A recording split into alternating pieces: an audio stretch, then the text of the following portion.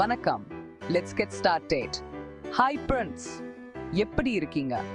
நம்ம வீடியோவுக்கு உங்களை வரவேற்கிறேன். இன்னைக்கு நம்ம வீட்டுக்கும் மனசுக்கும் ரொம்ப முக்கியமான ஒரு விஷயத்தை பத்தி பேசலாம். டிக்ளட்டரிங்.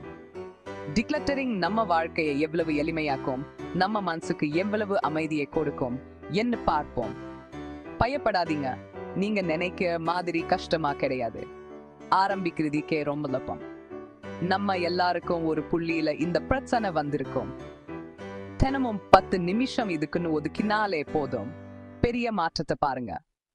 எல்லாருக்கும் பிஸியான வாழ்க்கை தானே, ஆனா இந்த 10 நிமிஷம் நம்ம வாழ்க்கையை எவ்வளவு மாற்றம் என்று நீங்க நம்பவே மாட்டீங்க. வேலை, குடும்பம்னு இருக்கும்போ யாருக்கு தான் பெரியவள சுத்தம் பண்ண நேரம் இருக்கு?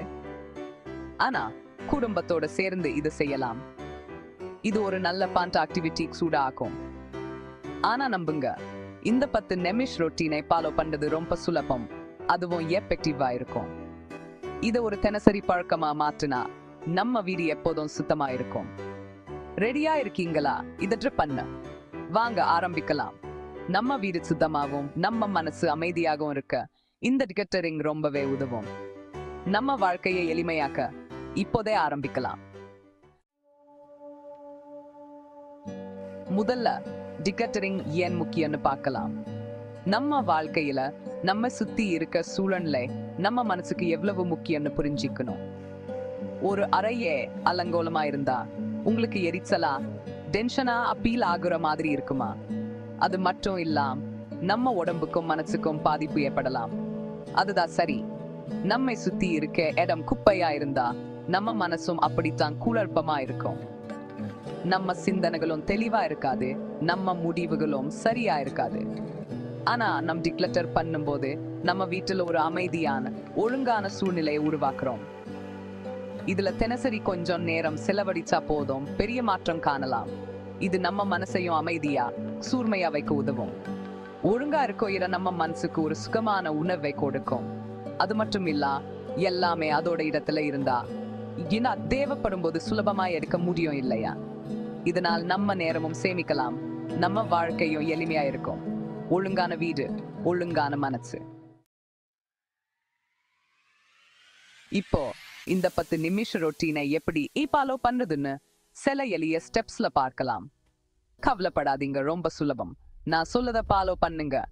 முதலியல், உங்க வீட்டுல எதுவும் எங்கே இருக்கணும்னு ஒரு திட்டம் வச்சுக்கோங்க. அவ்வளோ குறைஞ்ச நேரத்துல எவ்வளோ வேலை முடிக்க முடியும்னு நீங்களே பாருங்க. நினைவில் வச்சுக்கோங்க, கன்சிஸ்டன்சி தான் முக்கியம். ஒரே நாள எல்லாத்தையும் செய்ய பண்ணி போர் அடிச்சுக்கிடாம். தினமும் கொஞ்சம் கொஞ்சமா செஞ்சா போதும். தினமும் கொஞ்சம் கொஞ்சமா செஞ்சா போதும்.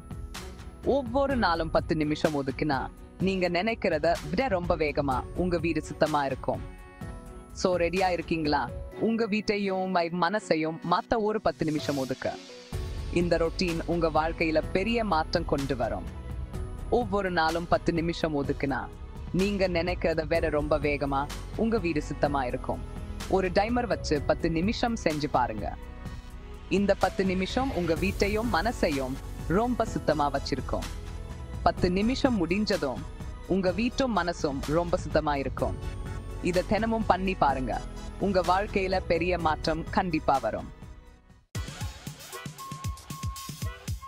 ஸ்டெப் 1, 10 நிமிஷத்துக்கு டைமர் செட் பண்ணுங்க. இது உங்களை கவனமா வைக்க உதவும். லிமிடெட் டைம் இருக்குன்னு தெரிஞ்சா வேலை பெருசா தோணாது. இதை ஒரு 8 சேலஞ்சா நினைச்சு செய்யுங்க. 10 நிமிஷத்துல எவ்வளோ தூரம் டிக்ளட்டர் பண்ண முடியும்னு பாருங்க. கொஞ்சம் கவனமும் ஆர்வமும் இருந்தா நீங்களே ஆச்சரியப்படுற அளவுக்கு சாதிக்க முடியும். ஸ்டெப் 5, உங்க போர்க்களத்தை தேர்ந்தெடுங்க. அடுத்து எந்த இடத்தை சுத்தம் பண்ண போறீங்கன்னு முடிவு பண்ணுங்க. கிச்சன் கவுண்டர்டா, பெட்ரூம் கபார்டா, இல்லைன்னா ஒரு டிராயராவது இருக்கட்டும். ஒரே நாள் முழு வீட்டையும் சுத்தம் பண்ணணும்னு ட்ரை பண்ணாதீங்க. சின்னதா ஆரம்பிங்க. ஒரு இடத்தை சுத்தம் பண்ணிட்டா உங்களுக்கு ஒரு திருப்தி கிடைக்கும். அடுத்த இடத்தை சுத்தம் பண்ண உத்வேகம் வரும். ரோம் ஒரே நாள் இலைக்கலைன்னு சொல்லுவாங்க இல்லையா? ஸ்டெப் 6, மேற்பரப்பு முக்கியம். இப்போ மேஜை மேல இருக்க அத்தனை குப்பையும் எடுத்து வைங்க. சின்னத்துல இருக்க பாத்திரங்க, தரையில கிடக்க துணிகள் எல்லாத்தையும் அதோட இடத்துல வைங்க. இவ்ளோ செஞ்சாலே போதும், அந்த இடம் அழகா தெரியும். இப்படி செய்யும்போது எதை வைக்கணும், எதை தூக்கி போடணும், எதை தானம் பண்ணணும்னு உடனுக்குடன் முடிவு பண்ணிடுங்க. எதையாவது நீங்க கடந்த சில மாசமா யூஸ் பண்ணாம இருந்தா அது உங்களுக்கு தேவையில்லைன்னு அர்த்தம். கொஞ்சம் கராரா இருங்க. ஸ்டெப் 7 வகைப்படுத்தி சேமித்து மெருகூட்டுங்கள். மேஜை மேல இருக்கிற எல்லாத்தையும் எடுத்துட்டா இப்போ மிச்சம் இருக்கிறத வகைப்படுத்தி அதோட இடத்துல வைக்கணும்.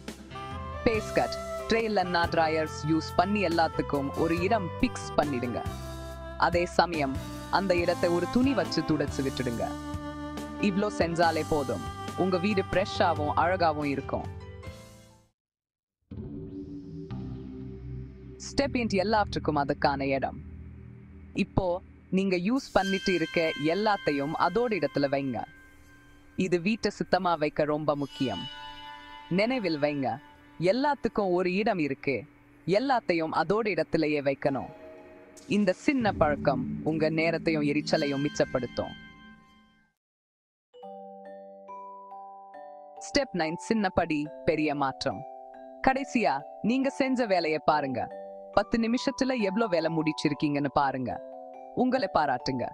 நினைவில் வைங்க, சின்ன சின்ன மாற்றங்கள் சூட நாளடைவில் பெரிய வித்தியாசத்தை ஏற்படுத்தும். சோ இந்த 10 நிமிஷ ரொட்டீனை தினமும் ஃபாலோ பண்ணுங்க. உங்க வீடும் மனசும் எவ்வளவு அமைதியா சுத்தமா சந்தோஷமா இருக்குன்னு நீங்களே ஆச்சரியப்படுவீங்க. நன்றி, வணக்கம்.